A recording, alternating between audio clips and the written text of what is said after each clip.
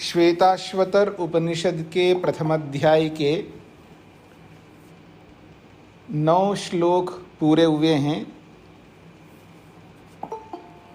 कल के प्रसंग में 3 तत्वों को समझने की बात कही गई है। 10वां श्लोक है क्षरम प्रधानम अमृताक्षरम हरः क्षरात्मानौ ईशते देव एकः तस्य अभिध्यानाद् योजनात् तत्वभावात् भूयः च अन्ते विश्वमाया निवृत्तिः। कहते हैं क्षरम प्रधानम, प्रधान कहते हैं प्रकृति को या प्रकृति से बना हुआ ये ब्रह्मांड संसार, इसको क्षरम कहते हैं। क्योंकि इस ब्रह्मांड को मोटे तौर पर प्रकृति भी बोल देते हैं, लेकिन प्रकृति पारिभाषिक शब्द अगर लेते हैं तो सत्वर स्तंभ तीनों का समुदाय को प्रकृति कहते हैं, लेकिन मोटे तौर पर इस ब्रह्मांड को भी प्रकृति बोल देते हैं। तो ये जो ब्रह्मांड है, संसार है, एक क्षरम यानी नाशवान है, और इसका एक नाम है प्रधानम, इसको प्रधान भी कहते हैं। अमृताक्षरम, और परमात्मा कैसे, वो अमृत है और वो अक्षरम, वो क्षर नहीं होने वाला है, अर्थात विनाश को प्राप्त नहीं होने वाला।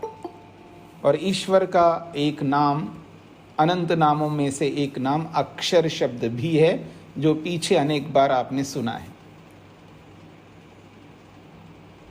और व्याकरण में भी जब शिक्षा शास्त्र पढ़ाया जाता है प्रारंभ में,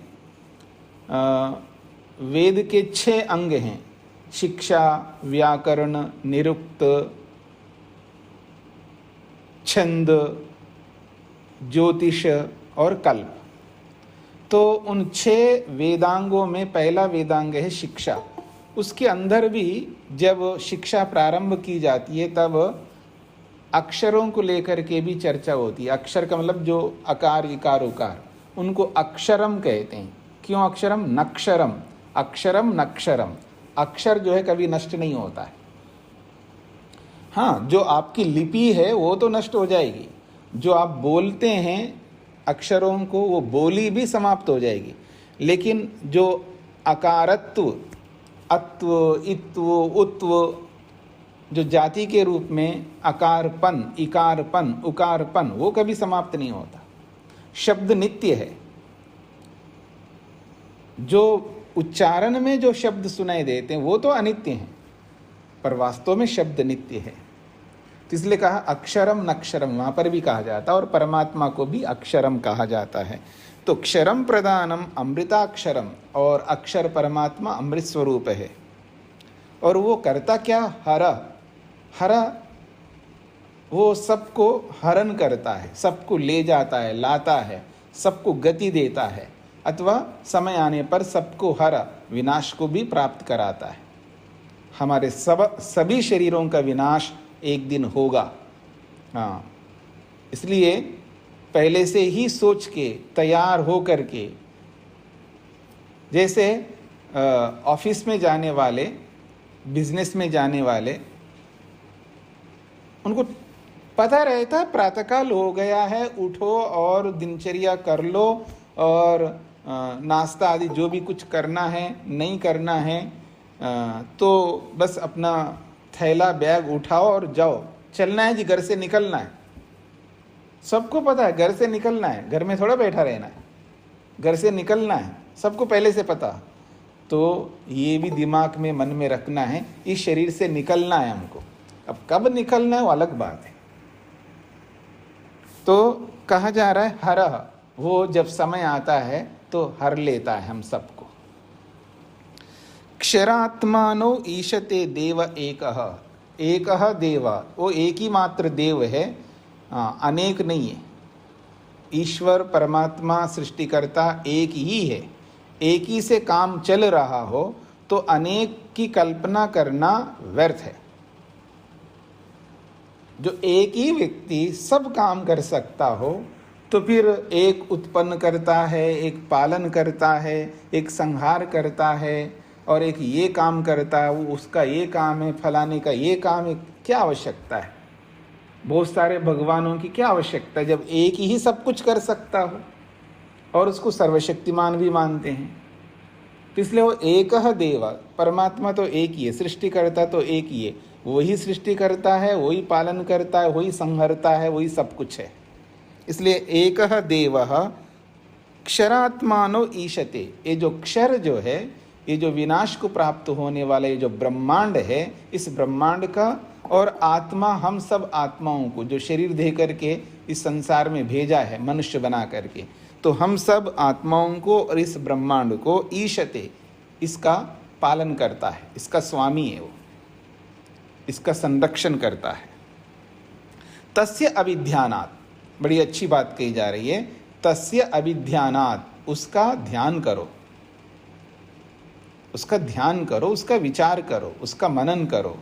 तस्य अभिध्यानात्, उस एकमात्र देव का अभिध्यान यानी ध्यान कर लेने से, और योजनात्, योजन कहते हैं समाधि लगाने से, उसका ध्यान करो फिर समाधि लगाओ।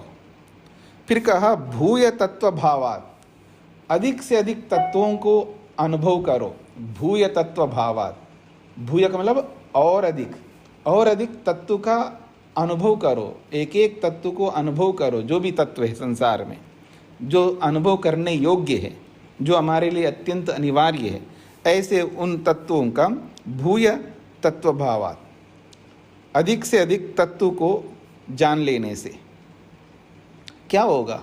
अंते सब कुछ समझ लिया है, जो समझना तो समझ लिया, तो अंत में क्या होगा? तो कहते हैं विश्व माया निवृत्ति, इस माया रूपी विश्व से हमारी निवृत्ति हो जाती है, मुक्ति हो जाती है, हमें मोक्ष हो जाता है, ये लाभ होता है। कितनी अच्छी बात कही जा रही है, कितना सरल लग रहा है कि ईश्वर को समझना, ईश्वर को प्राप्त करना बहुत सरल है, लेकिन अविद्या से जब युक्त होकर के देखते हैं तो बड़ा कठिन लगता है।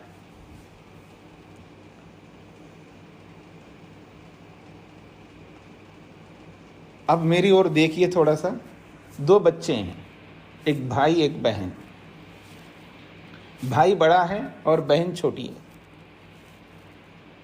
और माँ बाप घर से बाहर है, काम पे जाते हैं जैसे, और बेटा तो बेटा है, नटखट जो भी आप बोल सकते हैं। अब उसने कुछ उत्पात मचाया घर के अंदर, कुछ ना कुछ किया है ऐसे। अब जैसा किया वैसा बहन को बोलने में कोई आपत्ति नहीं है, पर वो बहन को क्या, वो कुछ ना कुछ उसको कहेगा, वो तुझे ये दूंगा वो दूंगा, या भय दिखाएगा, दोनों में से एक, या प्रेम दिखाएगा या भय दिखाएगा। आदमी प्रेम से भी डरता है और भय से भी डरता है। हाँ, याद रखना, मेरी बात को समझने का प्रयत्न करना। प्रेम से भी डरता आदमी, नहीं पकड़ में आ रहा, प्रेम से कौन डरेगा? जी बिल्कुल डरते हैं। पति प्रेम करता है इसलिए तो पत्नी डरती रहती है। अगर याद रखना, देखो मेरी ओर बंदूक लेकर के ताने हैं ना ऐसे, कब इसको मार डालूं, फिर देखना क्यों डरेगी, वो भागेगी वहां से। ठीक है ना, तो भागेगी। प्रेम करता है इसलिए डरता है व्यक्ति, तो या तो प्रेम से डरता है या भय से, अपने आप डर तो होता ही है व्यक्ति को। तो अब या तो प्रेम दिखाएगा भाई, या उसको लालच देगा। प्रेम से लालच ही तो होता है। ये जो प्रेम है वास्तव में ये लालच है हमारे लिए, या डर दिखाएगा, मारूंगा पीटूंगा, ये करूंगा वो करूंगा।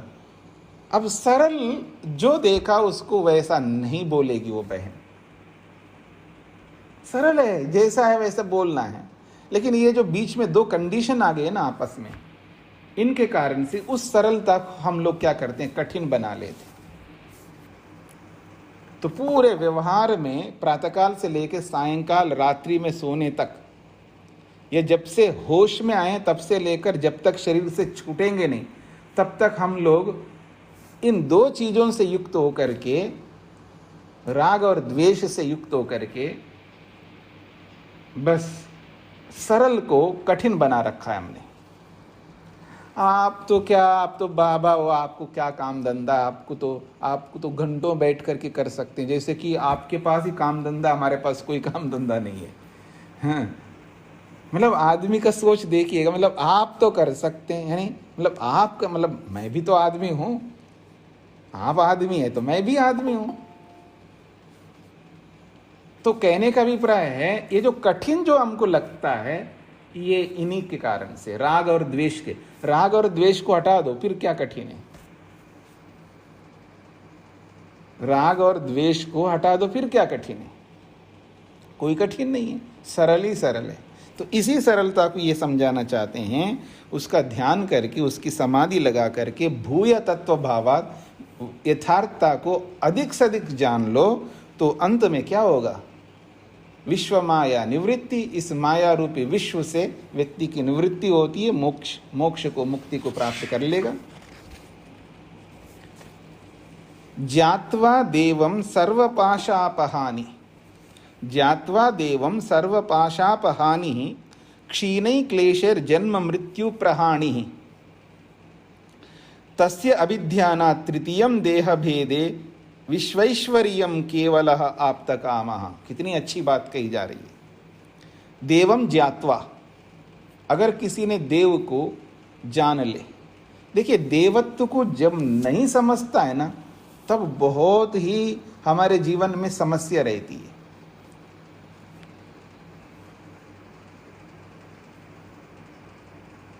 नहीं पकड़ में आ रहा है ना?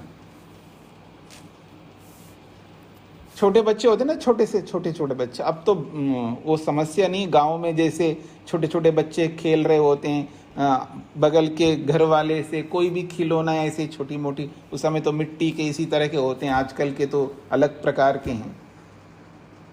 एक खिलौना है तो वो बहुत बड़ी बात है।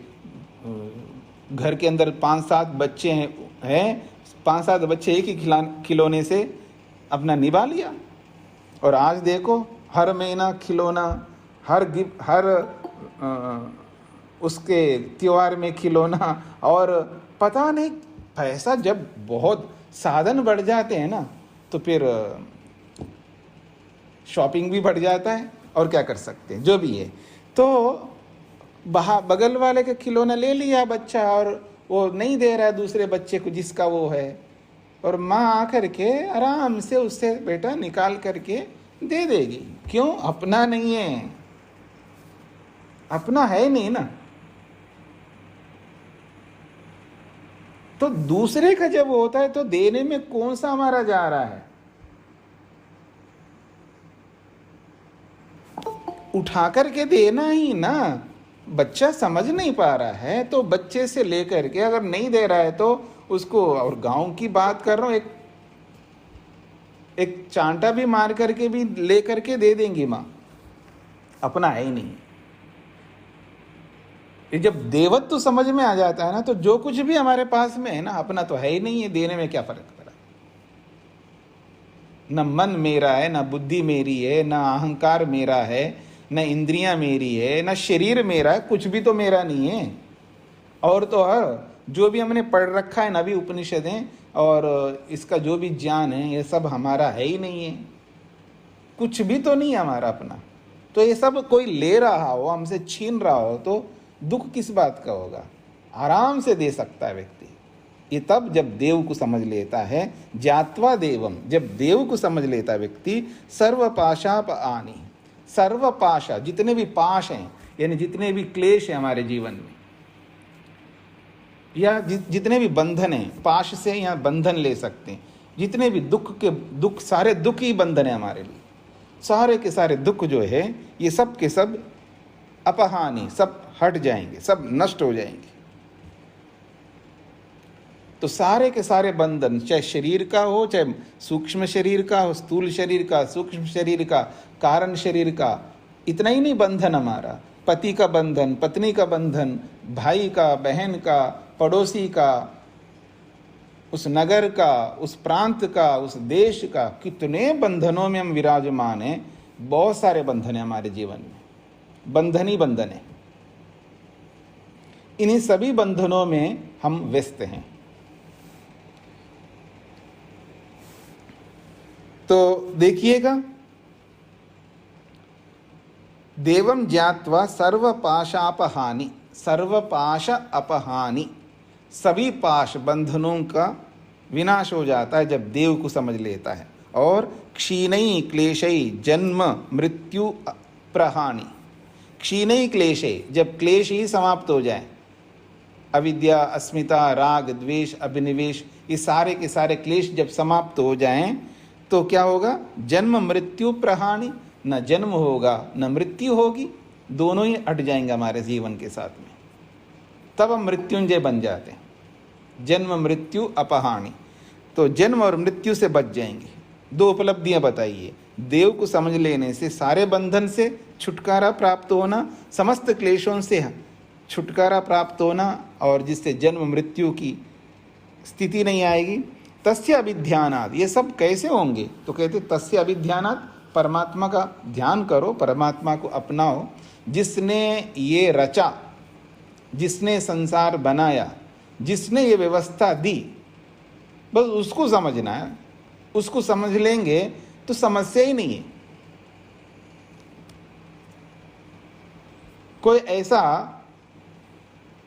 कोई भी ऐसी वस्तु है जो बनाने वाला बना करके जिसका शासन करता हो, जिसको अपने अधिकार में रखता हो, उसको समझ लो, तो वो जो भी बनी हुई चीज़ है वो आसानी से समझ में आ जाएगी। उसका इस्तेमाल करना भी आ जाएगा, उससे बाहर निकलना भी आ जाएगा। ये एक व्यू है। जैसे अभिमन्यु जो है चक्रव्यूह में प्रवेश कर लिया और बाहर निकलना नहीं समझ पाया, ऐसा बोला जाता है। तो उस चक्रव्यूह को रचने वाले को अगर समझ ले तो उसके अंदर सारा विज्ञान है। उस चक्रव्यूह को जिसने भी रचा है, बनाया है, और उसको हमने समझ लिया, उसको समझने का मतलब है उसकी खोपड़ी में जो कुछ भी है सब समझ में आ जाएगा ना हमारे को। मतलब भगवान को समझ लिया तो भगवान है क्या?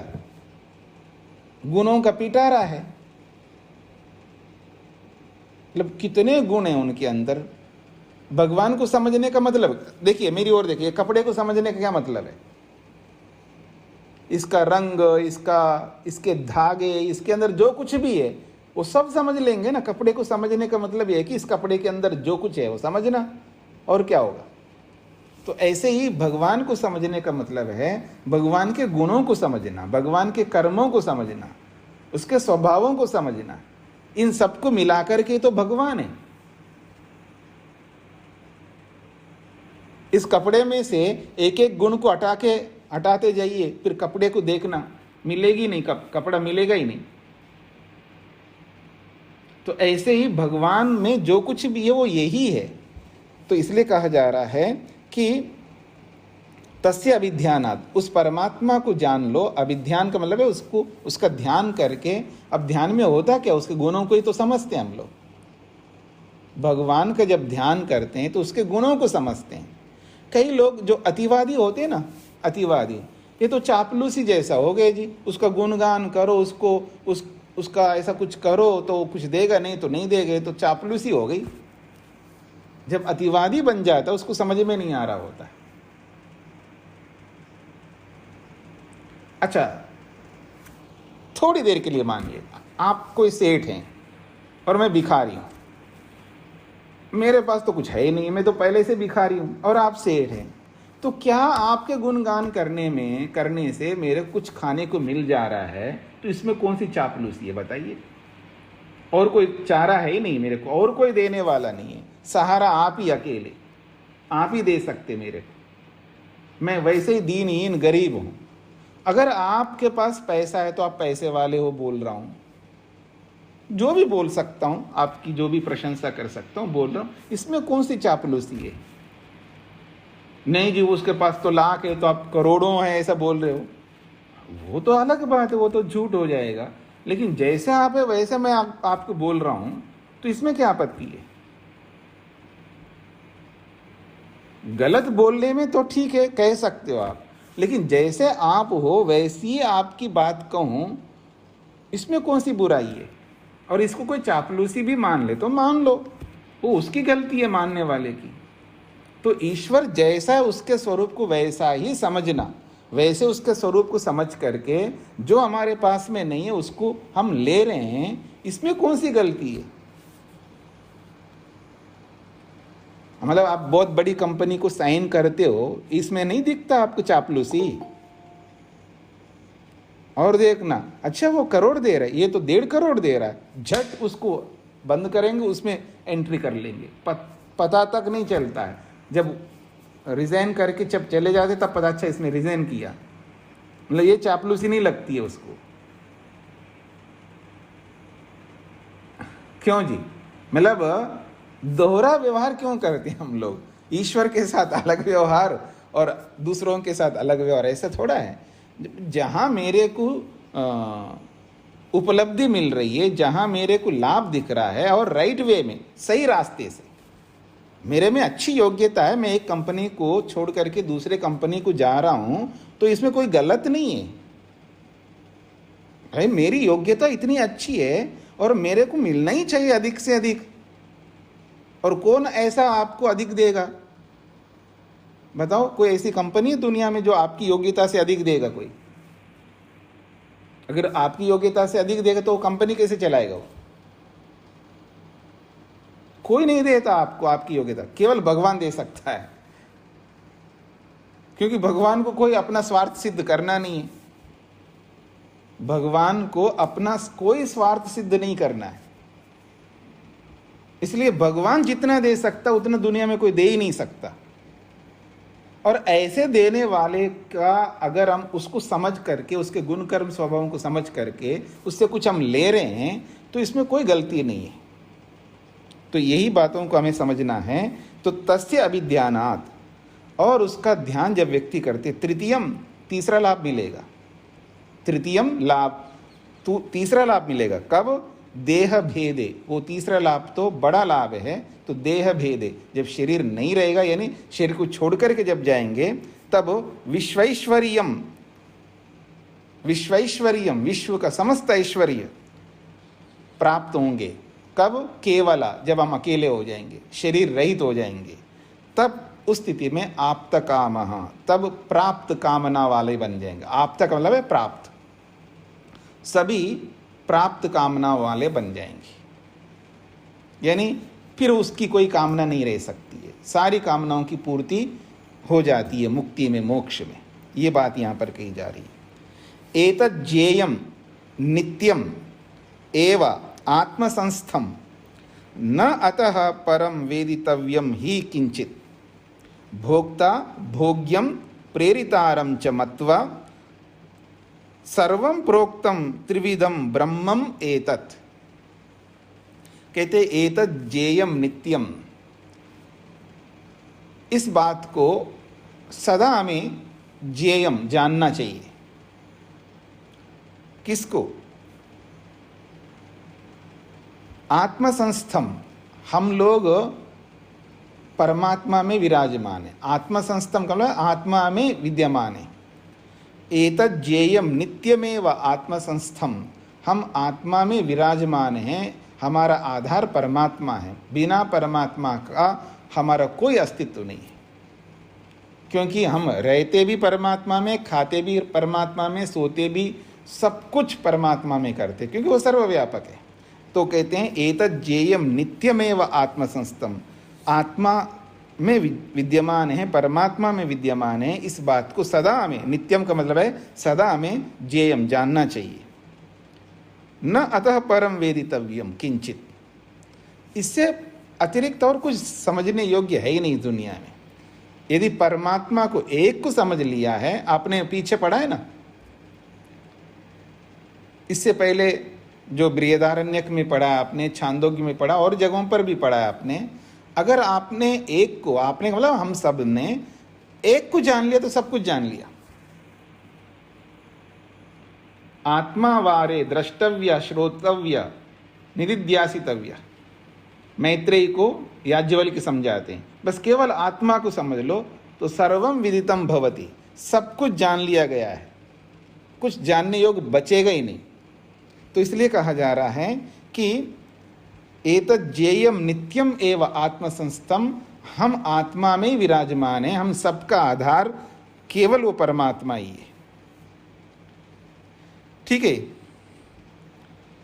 एक तो ये अर्थ है। न अतः परम वेदितव्यम ही किंचित, इससे अटकर के और कुछ जानने योग्य है ही नहीं। और दूसरा कोई अर्थ ये भी कह सकते हैं कि एतत् ज्ञेयम नित्यमेव आत्मसंस्थम, एतत् से परमात्मा को लिया जा रहा है, और इस परमात्मा कहाँ विराजमान है, तो मुझ में विराजमान है। आत्मसंस्थम कमल है आत्मा में विराजमान, यानी अपने अंदर ही विद्यमान परमात्मा को समझ लेना चाहिए, इधर उधर क्यों भटको। एक दूसरा अर्थ है ये। दो प्रकार के अर्थ बता रहा हूं मैं आपको।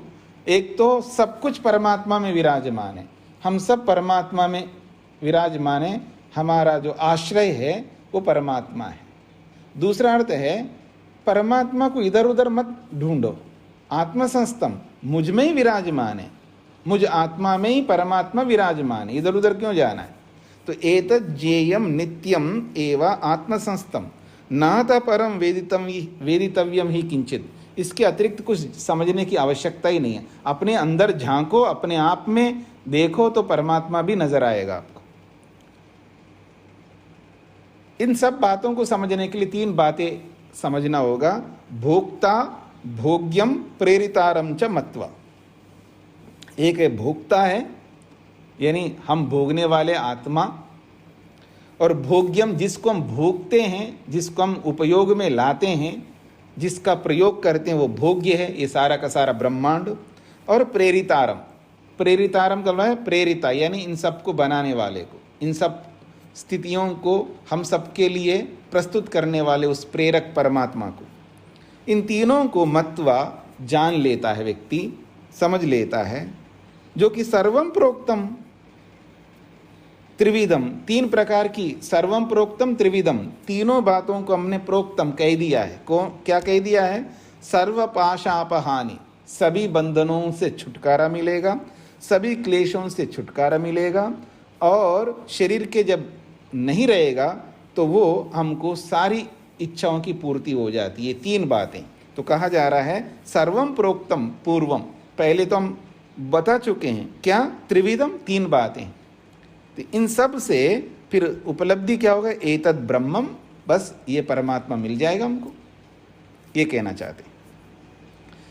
तो फिर देखिए, एतद् ज्ञेयम नित्यम एव आत्मसंस्थम, इस बात को सदा जान लेना चाहिए, जो आत्मसंस्थम, जो आत्मा में विराजमान है, परमात्मा है, अथवा हम सब परमात्मा में विराजमान है। न अतः परम वेदितव्यम ही किंचित, इससे आगे और कुछ समझने की आवश्यकता नहीं है, केवल परमात्मा को समझ लो।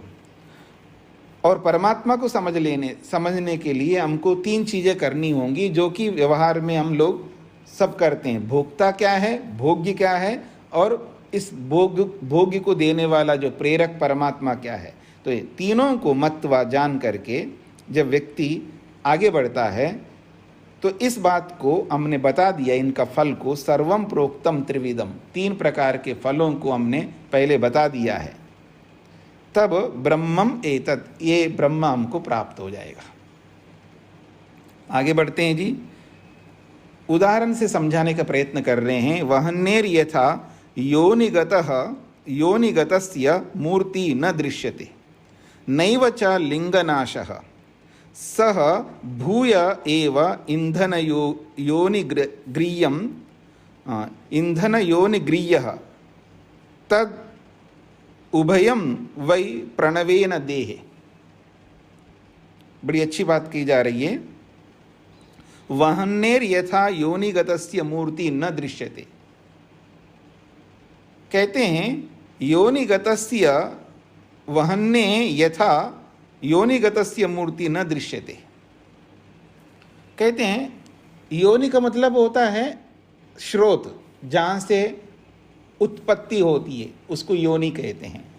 तो अग्नि जहाँ से उत्पन्न हो रही है, जहाँ से अग्नि प्रकट होती है, जैसे कि उदाहरण के लिए लकड़ी, तो कहते हैं योनिगतस्य वहन्ने, जो अपने कारण में विराजमान जो अग्नि है, लकड़ी रूपी कारण में विराजमान जो लकड़ी है, वो मूर्त स्वरूप, यानी उसका जो स्वरूप है, मूर्ति का मतलब कोई ऐसा कोई शेप वाली बात नहीं कर रहे हैं, मूर्ति का मतलब है उसका स्वरूप, अग्नि का जो स्वरूप। तो यथा जैसे कि योनिगतस्य वहन्ने, अपने कारण रूपी योनि में विराजमान जो उसका मूर्ति है, जो स्वरूप है, न दृश्यते, दिखाई नहीं देता। लकड़ी के अंदर अग्नि विराजमान है, वो दिखाई देगा कैसे? नैव च लिंगनाशा, इसका ये मतलब नहीं है उसका लिंग, लिंग का मतलब उसका चिन्ह, वो चिन्ह समाप्त हो गए हो, ऐसा नहीं है। अग्नि प्रकट होने का जो चिन्ह है वो समाप्त नहीं है उस लकड़ी में, चिन्हों से पकड़ में आता है, वो सिंबल्स होते हैं, मतलब सिंबल है, यहाँ अग्नि है, ये हमको पता लगेगा, लकड़ी को देखने से पता लग जाएगा। जैसे किसी वस्तु को देखने से पता चलेगा यहाँ पानी है, तो वो सिंबल बनता है, वो चिन्ह बनता है। इसलिए ढूंढते हैं ना, जैसे ऊपर जाते हैं लोग, ग्रह में, उपग्रह में जाते हैं, कहीं पानी तो मिले कहीं, तो अरे नहीं यहाँ तो नहीं है पानी, पानी नहीं है तो जीवन नहीं है, तो कोई चिन्ह दिखाई देना चाहिए ना व्यक्ति को।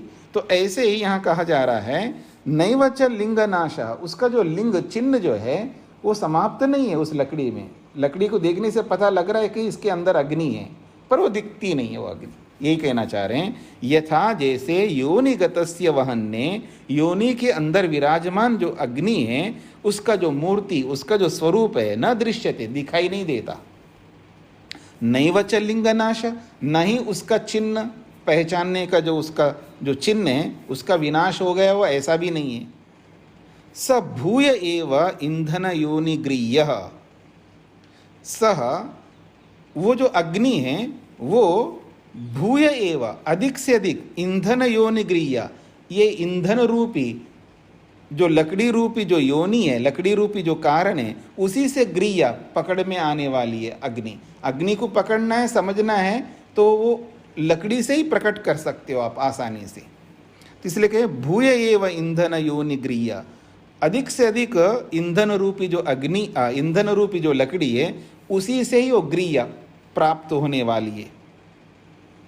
फिर कह रहे हैं तद वा उभयम प्रणवेन देहे, तद वा उभयम, उन दोनों को, उभयम का मतलब दोनों, एक आत्मा और एक प्रकृति, इन दोनों को अच्छी तरह समझना है। प्रणवेन, प्रणव के माध्यम से। कहाँ पर समझना? देह, अपने ही शरीर के अंदर, अपने शरीर के अंदर प्रणव को माध्यम बना करके, प्रणव का मतलब है ओम को, प्रणव को माध्यम बना करके हमारे अपने ही देह में, शरीर में, तद उभयम, उन दोनों को, आत्मा और प्रकृति को। और आत्मा से जीवात्मा भी आता है और आत्मा से परमात्मा भी आता है। जब दो शब्द ही बोलेंगे, तीसरे शब्द का प्रयोग करेंगे तो आत्मा में ही परमात्मा को अंतर्भावित कर देते हैं, यानी आत्मा शब्द में परमात्मा को जोड़ देते हैं, जाति से एक होने के कारण से। तो तद उभयम, उन दोनों को इसी देह में, शरीर में ही प्रणव के माध्यम, प्रणव तो एक शब्द है, माध्यम है, चिन्ह है, वो उस प्रणव रूपी लिंग से उस दोनों पदार्थों को इसी देह में हम लोग प्राप्त कर सकते हैं, इसका ही अभिप्राय है। अब उसके लिए करना क्या है हमको? तो कह रहे हैं स्वदेहम अरणिम कृत्वा प्रणवम च उत्तरारणिम ध्यान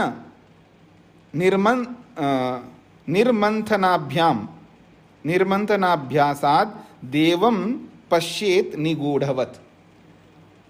बड़ी अच्छी बात कही जा रही है। स्वदेहम अरणिम कृत्वा, अपने शरीर को अरणी बना लो, नीचे का अरणी, और प्रणवम च उत्तरारिणीम, और प्रणव वो जो ओंकार है उसको ऊपर वाला अरिणी, अरिणी कहते हैं जो अग्नि को प्रकट करने के दो लकड़ियां होती है, अलग से स्पेशल बनाया जाता है, जिनको दोनों को जोड़ करके उसको रगड़ते हैं तो अग्नि प्रकट होती है, तो उनको अरणि बोलते हैं। तो कहते हैं स्वदेहम अरणिम कृत्वा, हमारा जो अपना शरीर है इस शरीर को अरणि बना लो, नीचे का। फिर कहा प्रणवम च उत्तरारणिम, और ऊपर वाले अरणि को प्रणव को बना लो। और ध्यान निर्मंथनाभ्यासात, और ध्यान रूपी मंथन से, ध्यान रूपी उन दोनों लकड़ियों को यानी प्रणव को और शरीर को जोड़ लिया आपस में। तो शरीर को जोड़ने का मतलब यह है कि अपने शरीर में जितनी भी इंद्रियां हैं, मन है, इन सबको केंद्रित करना है, एकाग्र करना है प्रत्याहार के माध्यम से। प्रत्याहार करता है ना व्यक्ति, शरीर को बिठाता है आसन लगा करके, शरीर को बिठा रखा है, हिलता डुलता नहीं है शरीर, अब स्थिर हो जाता है। तो शरीर को बिठा करके सब इंद्रियों को मूंद लेता है, बाहर की ओर से हटा लेता है, प्रत्याहार कर लेता है और मन को एकाग्र कर लेता है। तो शरीर सहित अपने अंदर जो भी साधन है उन सबको एकत्रित करता है। तो एक प्रकार से ये नीचे की अरणी है, मानो ये नीचे की अरणी है। अब साधन बनाता है प्रणव को, तो प्रणव को उत्तरारणिम, ऊपर वाली जो अरणी है वो प्रणव है, ओंकार है। अब इन दोनों को मिला दो तो क्या होगा? ध्यान होगा। तो कह रहे हैं ध्यान निर्मंथनाभ्यासात, ध्यान रूपी निर्मंथन, निर्मंथन मतलब उसको जैसे मंथन, उसको रगड़ते हैं ना, तो ध्यान रूपी रगड़ से देवम पश्चेत, देव को, परमात्मा को, सृष्टिकर्ता को पश्चेत देख सकते हैं, जो कि निगूढ़वत, मानो बहुत छुपा हुआ है उसके अंदर। निगूढ़वत का मतलब है बहुत छुपे हुए, जिसको बोलते हैं आप तो छुपे रुस्तम हो, ऐसा बोलते हैं ना। पता नहीं कहाँ से प्रकट हो गए आप, पता ही नहीं लगा आप कैसे कहाँ से आ गए, पता नहीं लगा आपने ये काम कब कर लिया, पता नहीं आपने ये वो कर दिया वो, तो उसको ऐसे बोलते हैं ना आप लोग। वैसे ही यहाँ पर निगूढ़वत का मतलब है बिल्कुल मानो कि यूं तो परमात्मा सब जगह व्याप्त है पर हमें नजर नहीं आ रहा है, मानो कि, इसलिए निगूढ़वत कहा। निगूढ़वत का मतलब है छुपा हुआ सा है, जो छुपे हुए से हैं उसको हमने इस ध्यान रूपी मंथन के माध्यम से उसको पश्चेत देख सकते हैं, उस परमात्मा को।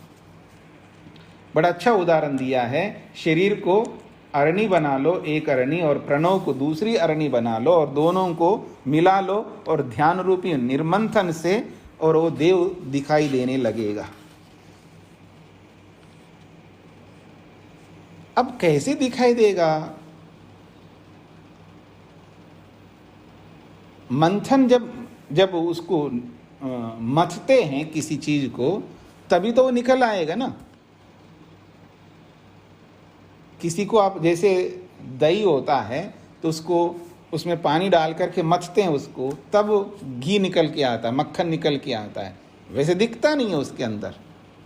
उसी बात को समझाने का प्रयत्न करें। तिलेषु तैलम दध्नि इव सर्पिः आपः श्रोतस्सु अरणीषु च अग्नि एवं आत्मनि गृह्यते असौ सत्येन एनम तपसा यो अनुपश्यति। बड़ी अच्छी बात कही जा रही है। तिलेषु तैलम, तिल तो आप समझते ही हैं, सेस्मिन। तो तिलों में तैल, तिलों में तेल है, पूरे तिल के अंदर तेल विराजमान है पर दिखता नहीं है। पर उसको मथते हैं तिल को, मतलब मशीन में डालते हैं, या पहले तो वो क्या बोलते, वो उसके अंदर डाल करके घुमाते हैं तो फिर वो तेल निकल के आता है, एक नाम याद नहीं आ रहा है। तो तिलों में कोलू बोलते हैं। हाँ, कोलू, हाँ बिल्कुल सही बात है। कोल्लू में डालते हैं और फिर उसको घुमाते रहते हैं तो तेल निकल के आता है। फिर अगली बात के दध्नि इव सर्पी, दध्नि कहते हैं दही को, दही के अंदर सर्पी, सर्पी का मतलब घी, दही के अंदर घी विराजमान है पर दिखता नहीं है। दही में विराजमान कहिए, दूध में विराजमान कहिए, कोई अंतर नहीं है। तो ददनी इव सर्पी ही, जैसे सर्पी घी जो है दही में विराजमान है पर दिखता नहीं है, तिलों में तेल विराजमान है लेकिन दिखता नहीं है। श्रोतस्सु आपह, स्रोतों में पानी विराजमान है, धरती के अंदर पानी विराजमान है, दिखता नहीं है।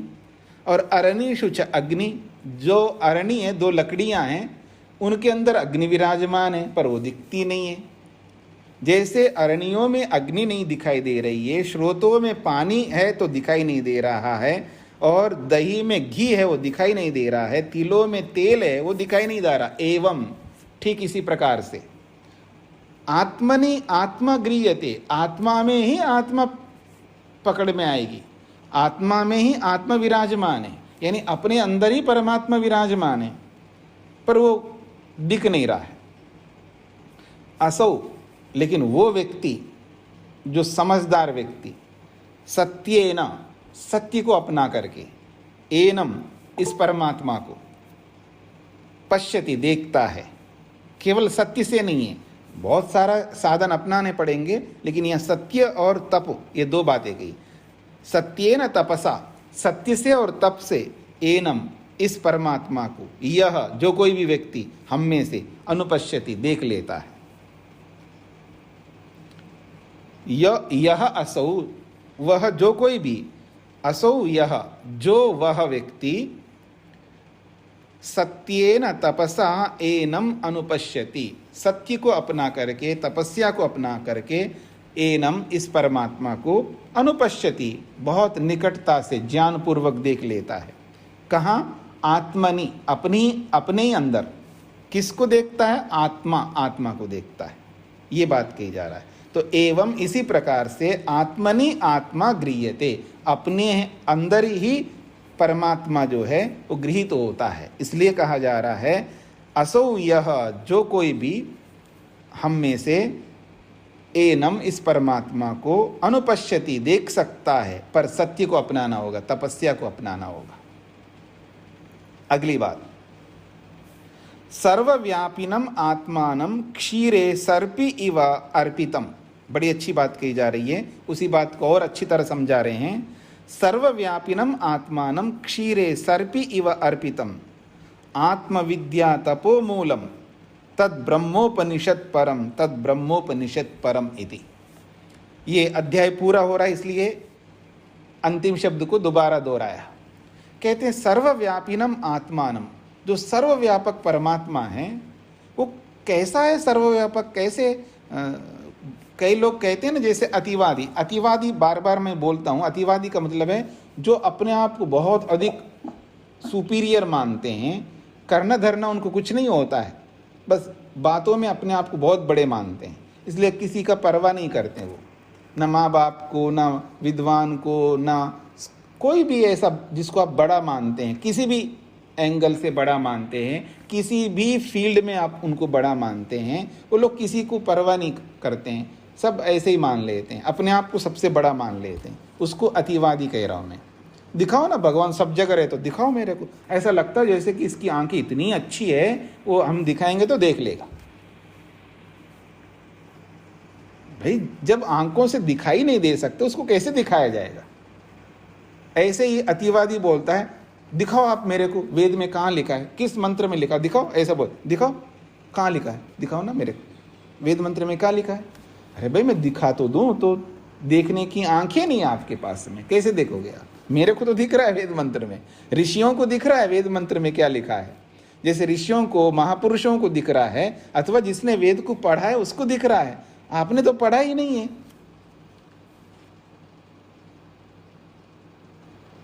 हाँ जी, ये जो चल रहा है ना मोबाइल, दिखाओ इसमें कहाँ है, मैं कैसे दिखाऊंगा ना? तो उसको सॉफ्टवेयर के बारे में पता, हार्डवेयर के बारे में पता, उसके बारे में, इसके अंदर जो भी लगे हुए माइक्रोचिप्स जो भी लगे उसके बारे में कोई जानकारी नहीं। अब मैं क्या दिखाऊंगा इसके अंदर जिसको पता ही नहीं इसके बारे में?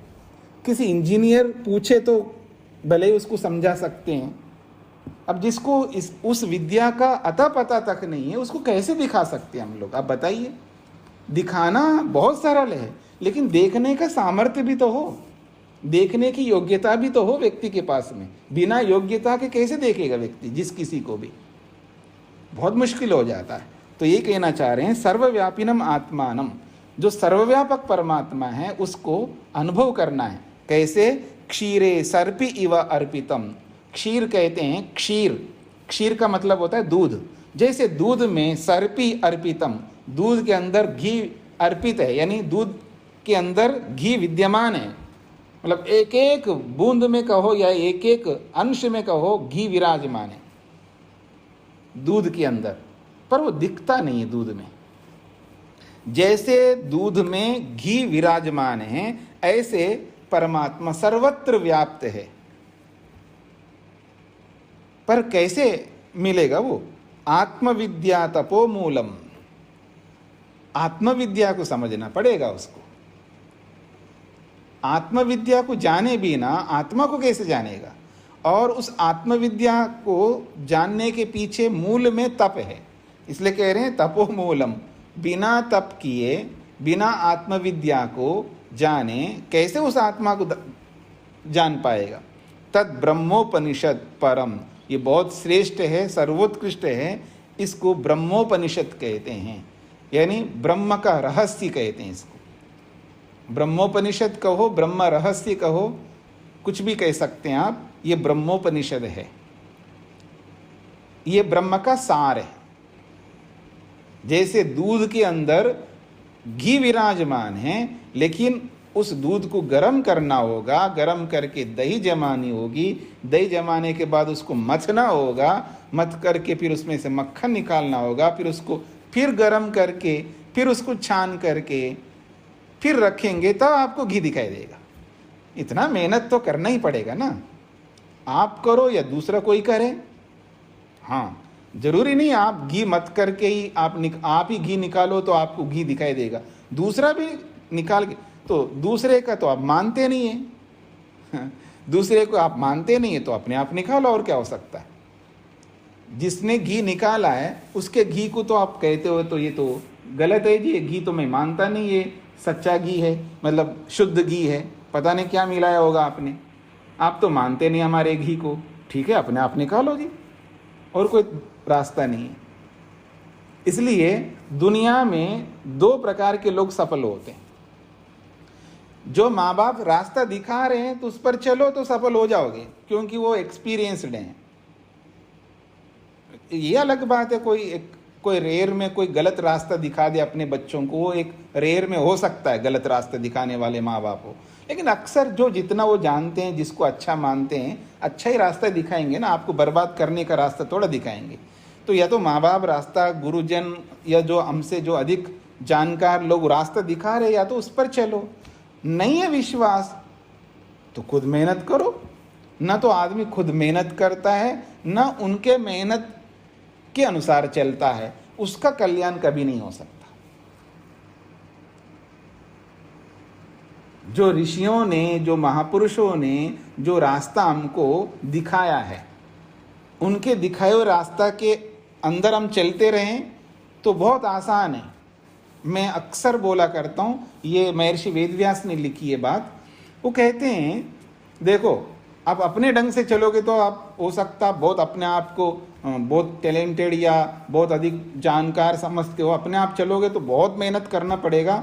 आप 20%, 30%, 40%, 50% चल सकते हो, क्योंकि आप अपने आप को बहुत अच्छा मानते हो ना।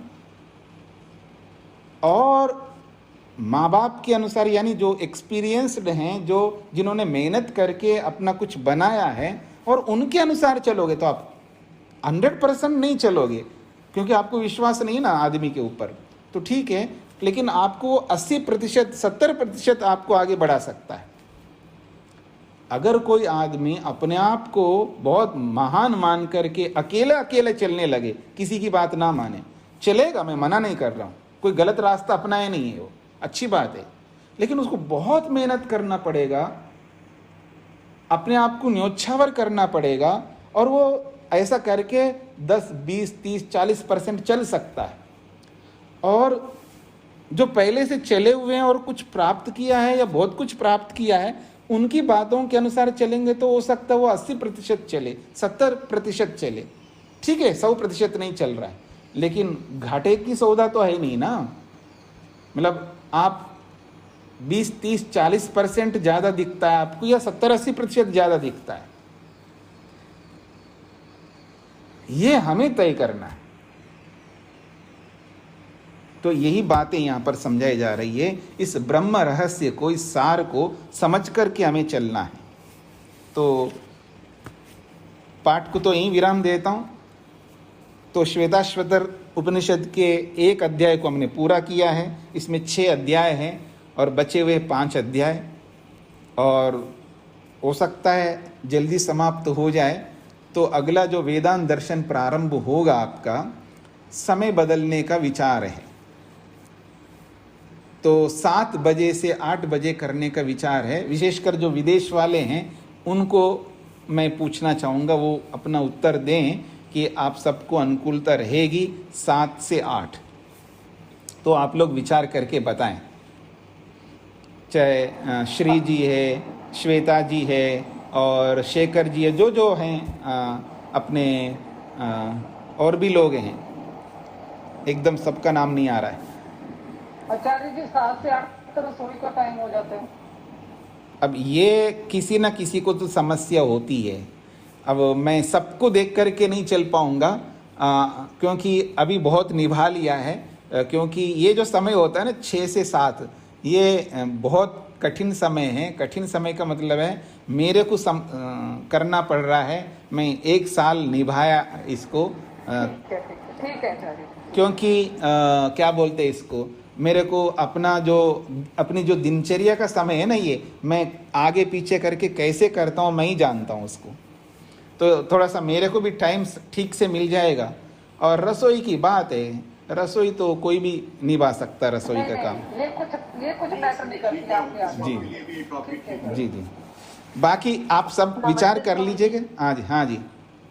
ये मेरे बच्चों के स्कूल के टाइम होगा स्वामी जी। हाँ किसी को स्कूल को जाना पड़ेगा, तो फिर वो उसके टाइम पे कुकिंग वो सब काम रहता है स्वामी जी जी। अभी तो ठीक है, मगर अभी 1 महीना सितंबर से स्टार्ट होगा स्कूल। जी जी जी। हाँ, तो ये तो आगे बहुत चलेगा ना, इसलिए मैंने विचार रखा है। तो और विचार करते हैं, आप लोग विचारिए। आप थोड़ा सा कोई भी आगे पीछे कर लें, या कौन कर सकते हैं, कितना कर सकते हैं, अधिकांश लोगों की अनुकूलता क्या है वो सब देखेंगे। विचार मैंने आपके सामने रखा है जी। तो क्योंकि किसी के लिए स्कूल का समय, किसी के लिए दिनचर्या का समय, और किसी के लिए कोई समय, ऐसा कुछ ना कुछ समझ सबकी अनुकूलता हो जाए बड़ा मुश्किल हो जाता है। फिर भी हम अधिक से अधिक विचार करेंगे, अधिक से अधिक लोगों को अनुकूलता हो जाए। और 2, 4, 5 कुछ लोगों को जैसे प्रतिकूल लगता है तो वो लोग थोड़ा सहन कर ले, जैसे मैं 1 साल सहन करके चल रहा हूँ जी। तो और विचार कर लेते हैं इसके बारे में। अब किसी का कोई प्रश्न हो तो पूछ सकते हैं। और जिनकी पुस्तकें नहीं आई हो तो बात कर लें, और जिन्होंने ऑर्डर नहीं किया हो तो जल्दी से जल्दी मंगवा लें, जैसे भी कर ले मंगवा लें जी। जी ऋषिदेव जी का मुझे पुस्तकों के पास के फोटो आ गए थे। मैंने उनकी प्रति बना के आपकी क्लास से पहले सबको सुना दी। 21 लोगों के नाम मैंने सुना दिए है। उनको ऋषिदेव जी ने वेदांत दर्शन की पुस्तकें भेज दी है। अच्छा क्लास में मैंने सूचना दे दी थी। अच्छा 21 लोग तो बहुत कम है, बाकी बहुत सारे लोगों ने अभी मंगवाए नहीं, इसका मतलब। जी मेरे पास इतनी सूची आई थी उनकी। जी जी मुझे प्राप्त हो गया है। जी जी पटना से बोल रहे हैं। जी जी प्राप्त हो गया है पुस्तक। जी जी, अच्छी बात है जिनको प्राप्त हो गए। पर भेज दिए न्याय दर्शन और वेदांत दर्शन, हिंदी संस्कृत दोनों मंगाए, मगर अभी तक कोई भी उसके बाद से उत्तर ही नहीं दे रहा है। पहले कह रहे थे हाँ आ गई है। उत्तर कौन देगा आपको? तो ऑनलाइन से बुक करना है। उठा रहे हैं ऑनलाइन पूछा। नहीं देखिए, फ़ोन नहीं उठा सकते, वो बहुत बिजी रहते होंगे ना, बहुत सारे लोग, बहुत फ़ोन आते, किस के कितने उठाएंगे। तो इसलिए वो कमर्शियल लोग होते हैं ना, तो आपको ऑनलाइन से बुक करना है, आपको नहीं करना आता है तो आप किसी से भी करवा सकते हैं, बहुत आसान है। पैसे भेज दिए ऐसे ही ऑनलाइन, उन्होंने एड्रेस दे दिया अपना, पैसे भेज कह दिया यहाँ भेज दीजिए, तो उनका बैंक अकाउंट में भेज दिए 900 रुपए, मगर अभी अब उसके बाद से कोई जवाब नहीं आ रहा। नहीं, आप ऑनलाइन से बुक कर दिया था आपने? जी बुक कर दिया है, और उनको व्हाट्सएप पे भी लिख के दे दिया था उनको। तो आ जाएगा, कहीं नहीं जाएगा, आ जाएगा, समय लगेगा। जी जी हाँ, अभी तो ये पूरा खत्म करके तभी शुरू करेंगे ना। जी जी हाँ, तब तक संभवतः आ जाए। जी जी जी जी स्वामी जी 2-3 किताबें हैं, एक तो इसमें है हमें मिल गई, और 2 और लानी है, तो उस पर कैसे पता लगेगा कौन सी 2 लेनी है? अच्छा, अभी भी माता जी आपको ये नहीं समझ में आ रहा है कौन सी लानी है? आपके पास कौन सी पुस्तक आई है? एक तो आप इसमें बता रहे हो ना, फोन के अंदर मिल गई है हमें। फोन के अंदर मिल गई? अच्छा, नहीं आपके पास सॉफ्ट कॉपी नहीं आई, मतलब पुस्तक आपके हाथ में नहीं है कोई? नहीं नहीं। तो मंगवाइएगा नहीं, इतना समय हो गया बता करके, आप मंगवा लीजिएगा, आप मंगवा लीजिएगा माता जी। उनको बोला था पर अभी जवाब नहीं आया। हाँ, तो आज बोल दिया तो आ जाएगा। जी जी स्वामी जी मैंने 5 जुलाई को ही ऑर्डर कर दिया था ऑनलाइन जी, और पेमेंट भी कर दी थी, लेकिन अभी तक नहीं आई है पुस्तकें। रिक्वेस्ट दोबारा डाल दीजिएगा। क्षमा दीजिएगा, आप मेरा चौहान बोल रहे हैं? हाँ जी फरीदाबाद से। हाँ जी हाँ, तो आपकी पुस्तक बहुत देरी है उन्होंने। अच्छा, लेकिन मिली नहीं मुझे? मिल जाएगी। पोस्ट के कारण नहीं होगी, आपकी पुस्तक भेज दीजिएगा। ठीक है भ्राता जी, मैंने भी मेरा भी पता कर लीजिए, मंजुला शर्मा की भेज दी क्या उन्होंने? 1 सप्ताह में ही आ गई है। हाँ, तो ये योगेश जी से सब लोग संपर्क कर लीजिएगा, फिर वो ये जिम्मा ले लें और वो सबका मंगवा लें। ठीक है जी। योगेश जी अपना कॉन्टेक्ट नंबर दे दीजिए। तो क्षमा कीजिए, मेरा कॉन्टेक्ट नंबर है 98-250। आप 1 मिनट लिखेंगे तभी ना, हम इतने होशियार नहीं हैं। अच्छा, आप लोग बाद में कर लो।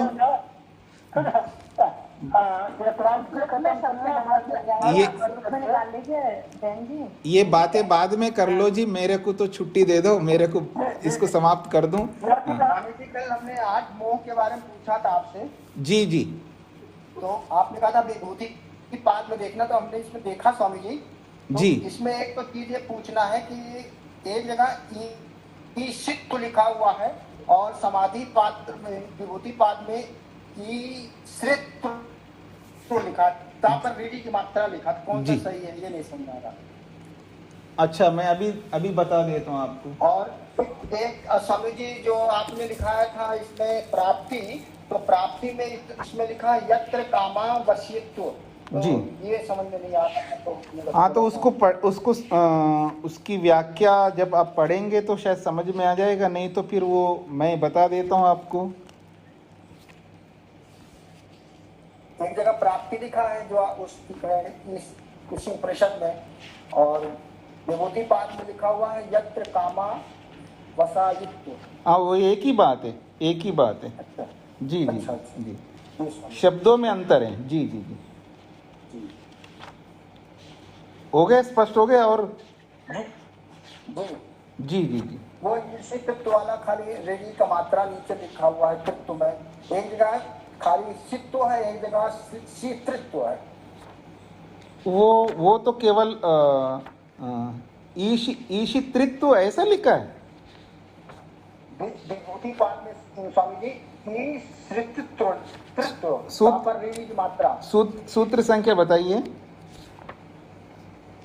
अरे मादी 8 सिद्धियां ये है, पेज इसमें पेज नहीं, सूत्र संख्या बताइए।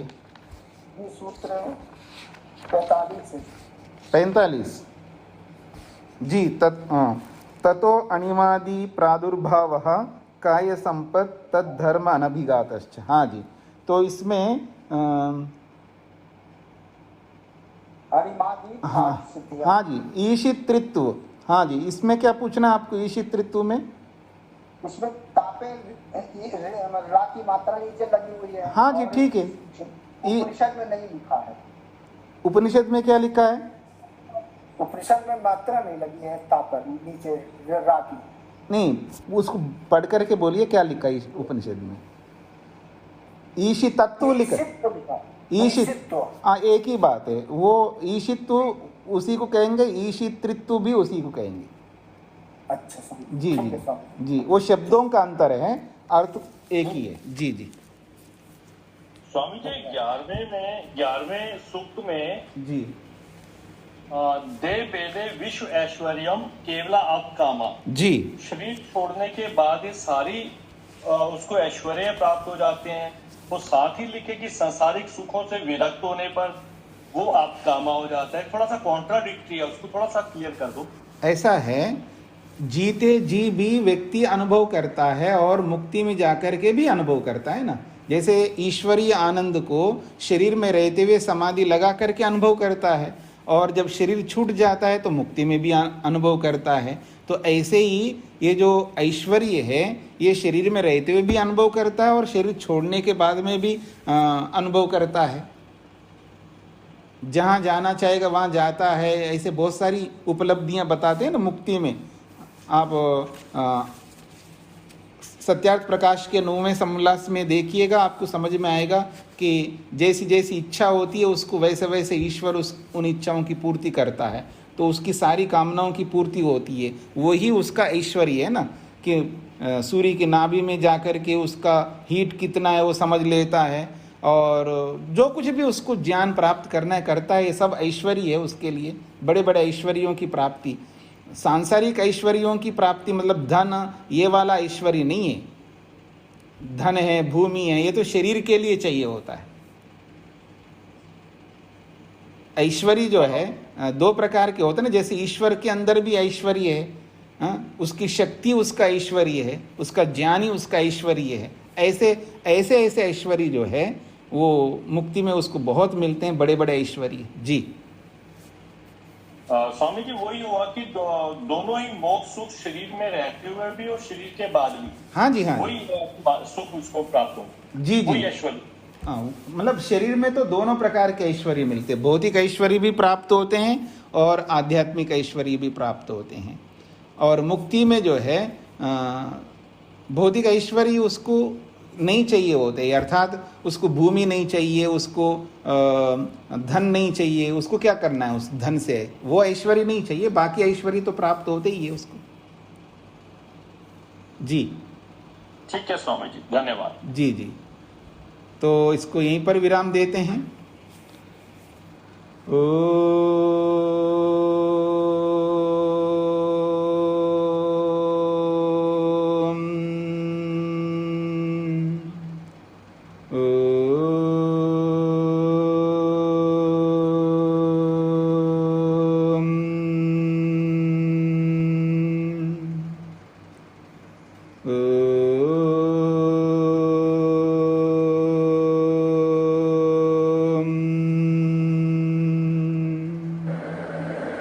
सभी को नमस्ते।